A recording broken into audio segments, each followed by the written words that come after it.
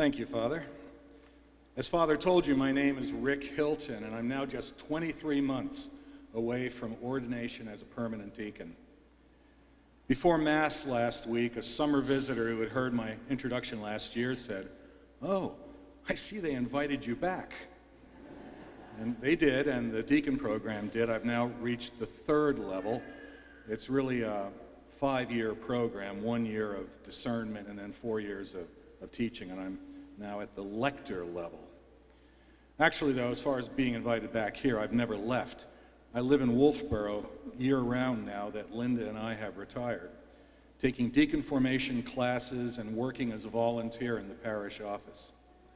Father Cole has not hesitated to put me to work, managing the relief fund, leading prayers, assisting at Mass, conducting graveside services, writing news releases, and doing whatever else a deacon candidate is permitted to do, including waiting on tables when the bishop visits. And that's highly appropriate because that is how deacons came into being, waiting on tables. It was St. Peter himself who said that it was not proper for the apostles to give up preaching so that they could wait on tables to take care of the needy Greek and Jewish widows who had come to them for help. So they selected 7 men who could do that job. Now, they did not have to spend 6 years in formation or 5 years in formation. I think it was a 1-day selection process.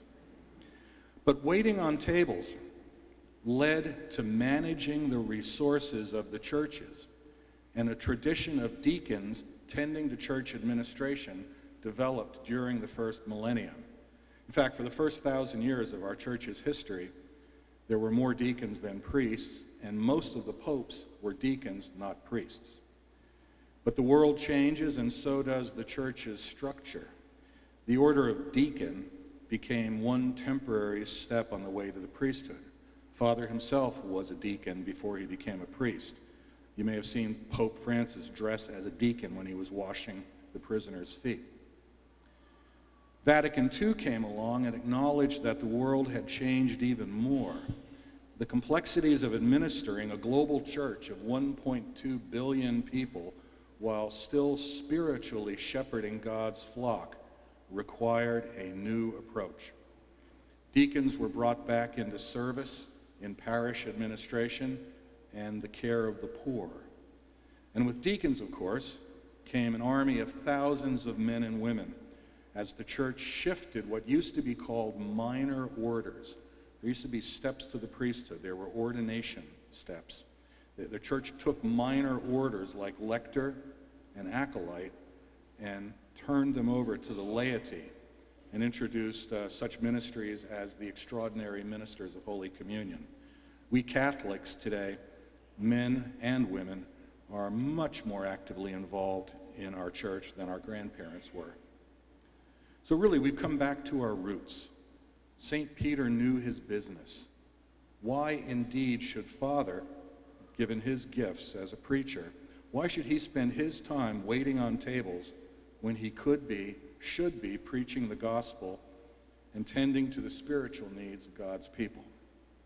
The deacons now working in America include business leaders, financial experts, managers, technicians, farmers, accountants, policemen, and others with practical experience.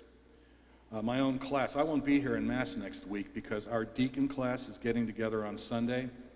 We're going to the house of a Hood Dairies vice president, who's one of our classmates. We have a Keene policeman there. We have a Sears store manager there. We have 2 teachers there. It's a really interesting group. We're going to go to Mass in Exeter. Some of you know Father Mark Montagny, and we're going to join him for Mass. And then we're going to go trap shooting. If you can imagine 12 armed deacons on the range. We're going to go trap shooting, and we're going to go to our classmates' house to swim and have lunch. It's a really tight-knit group. It's a very, very happy group. But think of those people. One of our retreat leaders said this winter that we had more practical business experience in our classroom of 12 deacons than you might find among the clergy, all the clergy in some dioceses.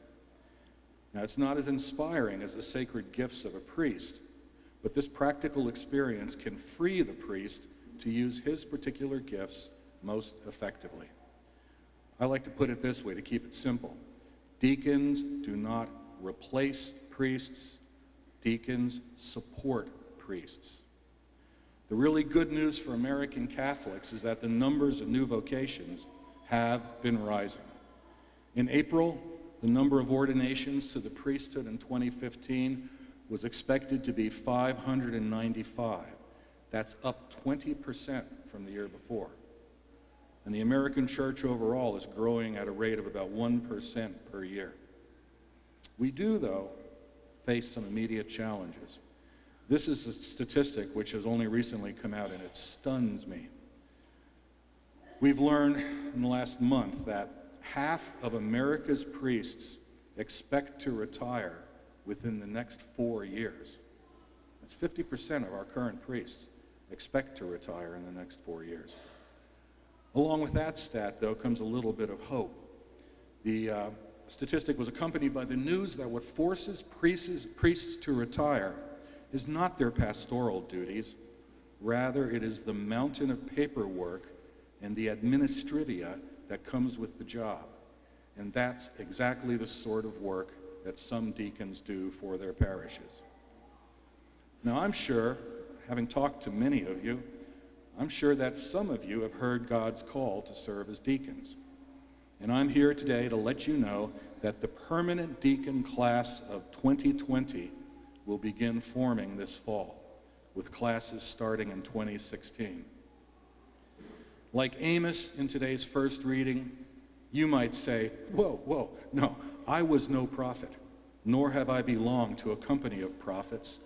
I was a shepherd and a dresser of sycamore trees. Or in your case, an accountant, a policeman, a teacher, a landscaper, a retailer. But deacons do not arrive in this life fully formed. God calls on them and inspires them the way he called on Amos and led him. Like the apostles in today's gospel, we Christians do not rely on what we already possess to do God's will. He sends us out there with minimal baggage, giving us what he knows we need to do his work in this world. In 2017, my deacon class of 12 will be ordained. 3 years later, in 2020, I believe that it's likely that someone here will be ordained. America now has almost 19,000 deacons. We know that of those 19,000, 93% are married, 94% are age 50 or older. I know sometimes it's a concern, well, I'm in my 50s or I'm in my early 60s, I'm too old. But deacons sometimes don't have the time to be deacons until they're a little bit older. When they're younger, of course, the church makes allowances for family life and work life, so I wouldn't worry about that too much. 63% of deacons have college degrees. I tell you that because I want people to realize that what it takes is not impressive academic credentials. It takes a spirit of love and service to be a deacon. So it's not a matter of a resume or a transcript.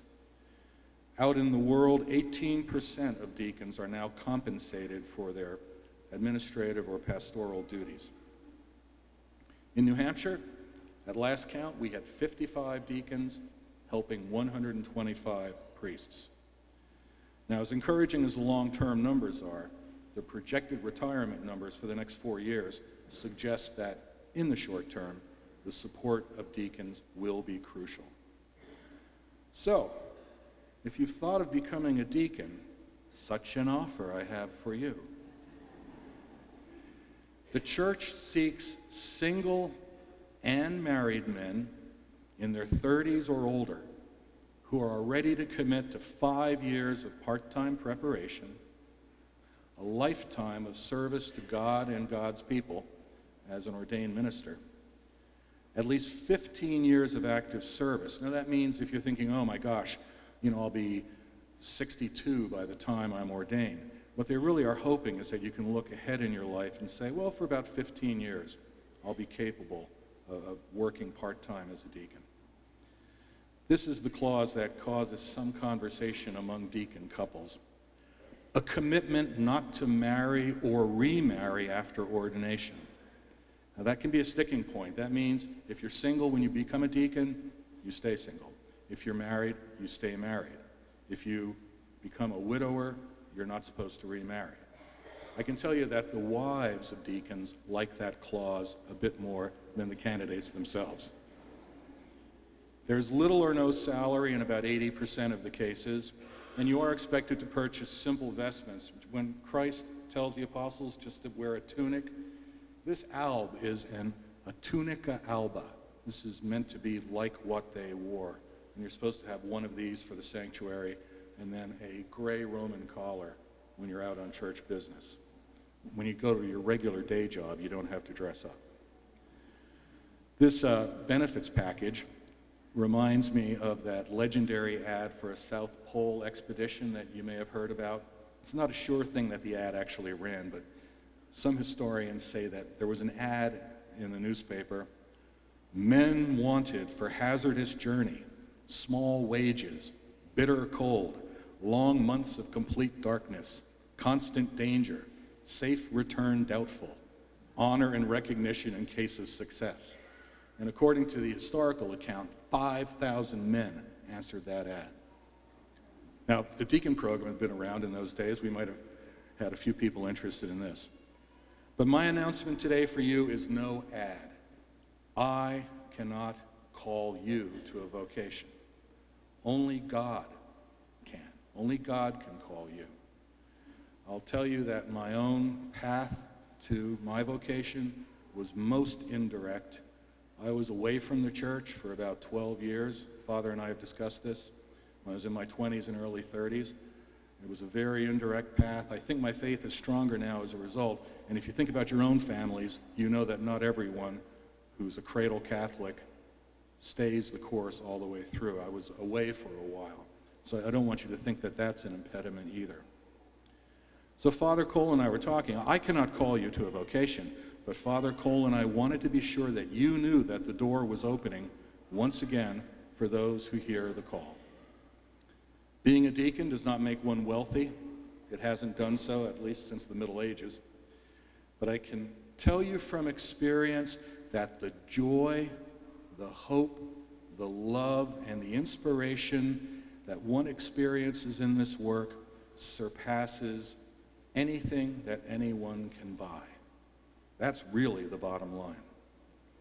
After all, as our most famous deacon, St. Francis of Assisi, said, it is in giving that we receive. So if you'd like more information about the deacon program, you can find it on the diocesan website. Our website at St. Catherine links to that website. If you want, you can also ask me after Mass or in the parish office or give me a call at home. I'll be happy to talk to you about what the experience is actually like. In the meantime, I would ask that you keep our priests, our bishop, and our deacons in your prayers. You are certainly in ours. God bless you.